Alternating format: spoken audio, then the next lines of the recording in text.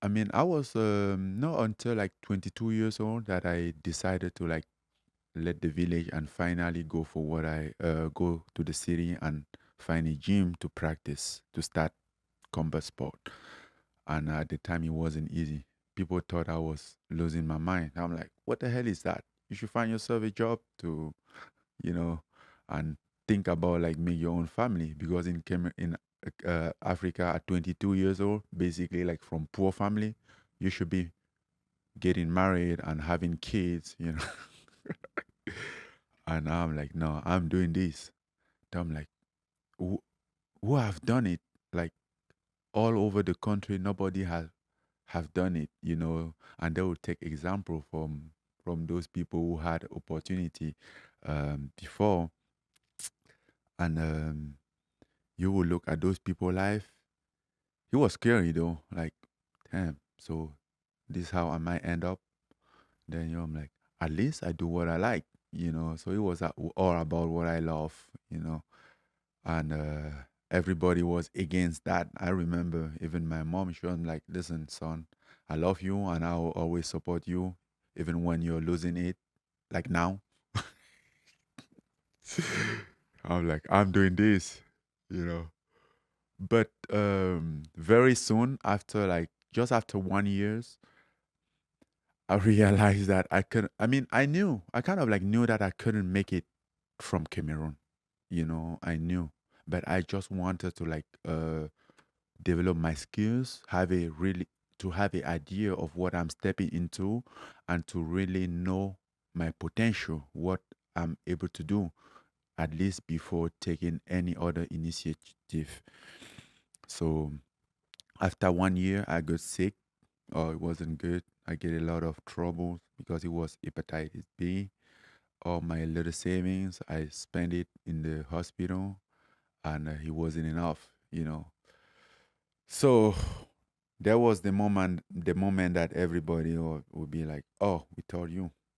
He kind of like looked down because everybody is like, "Ah, yeah, go take money to boxing to to treat yourself." But you can't say anything. You don't have money. Boxing doesn't give you money. You don't have no money from boxing. Even though when I was doing it, at some point I wasn't telling anybody.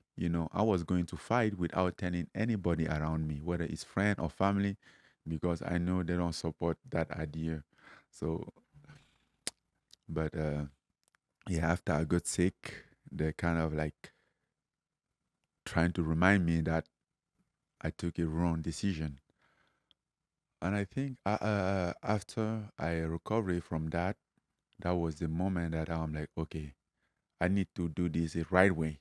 You know, which is first of all leave Cameroon, go to some country that I have the opportunity. Once I left, I make a backpack, put everything, some few stuff in that backpack, a few necessary stuff, and then just left. I kind of like over time find an itinerary. Like, okay, I mean, I know geography, I know how to read a map, and now trying to find a way to go through country and country because I know that in the north is very close from Europe, and people kind of like trafficking there to go to Europe. No, not west side, Ceuta, and no northeast. There is Melilla, and those two lands, small lands, they are Spain territory. So when you get in that territory, you're in Spain. But the level of security around that territory is insane. On this side you have like a Morocco special um, court, which is like just trained for like immigration, because all African, sub-Saharan African who want to go in Europe in an illegal way would take that path. So they have a um, Europe finance a special security system that is in Morocco to prevent people to cross. And in the Spain side, we have the Guardia Civil. with high tech security equipment, infrared, uh, radar, helicopter, everything. That's how it's secured. We have to try to tempt that to go to the other side, or to to take the ocean. You have to even have you have to have money to even think about that path, because it's a very good amount of money they're gonna require. Let's say about $1,000, from people coming to people coming from Africa, which already are poor. It's not easy to have $1,000. Right.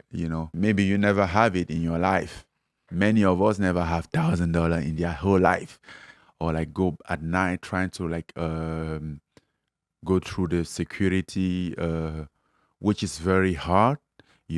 But sometimes we are just expecting that they will miss us on their radar, because uh, they might have a ship in the water and they don't know there are fishers Yeah. in the water as well, or something. So that's how you got him out of Morocco then. After like 7 time, yeah, I try in the ocean like 6 time. I fell 6 time in the ocean. It was the 7th time. I fell multiple time at the gate as well. Get caught by a barbed wire. Couple time living in the forest, and you know that was tough. But after, I was pretty good in the water, even though I didn't know how to swim. When in Tarifa, I mean, we couldn't land.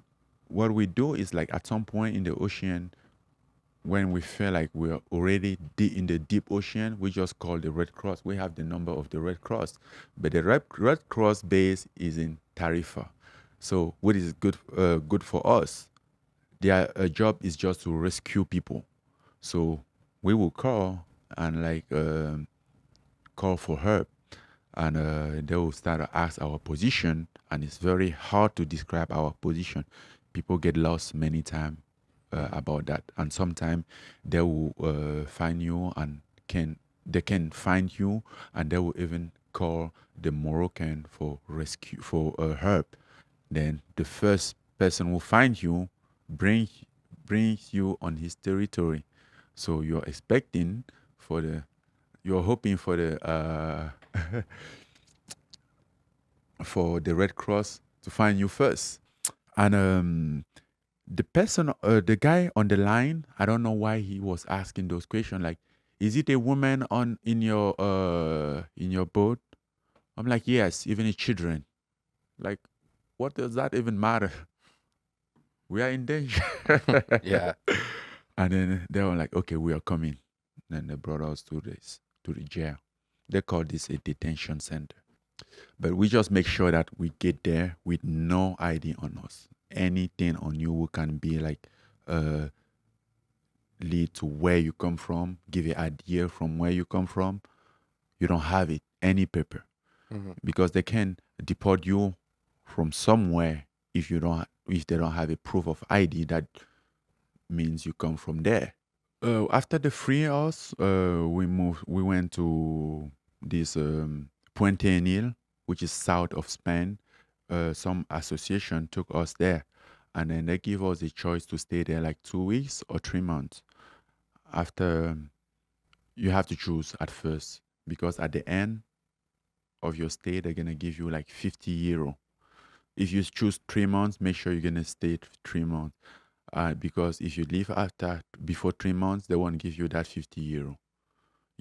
And that €50 is very, very, very important to, to us.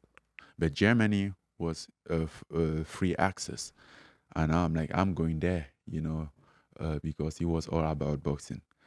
Let's see Paris before move. So at least I will see the trending Paris, Tower Eiffel, and all those stuff. It was pretty easy because if French speak French, and I was a French speaker, so ask all day long. Then at some by 4, I get to this gym named Kajin. That's where the first boxing gym that I went to, and I was straight up with them. Like, I have no money, I have nothing, but I want to be a world champion. So after the class, I went there and see DJ Kama, and he was very receptive and uh, compassionate about my situation. We just met somebody that didn't know us, we didn't know him, and we didn't ask for money, and he just gave us money. So that just takes us from Africa to Paris, and then you start training there, which kind of led to where we are now.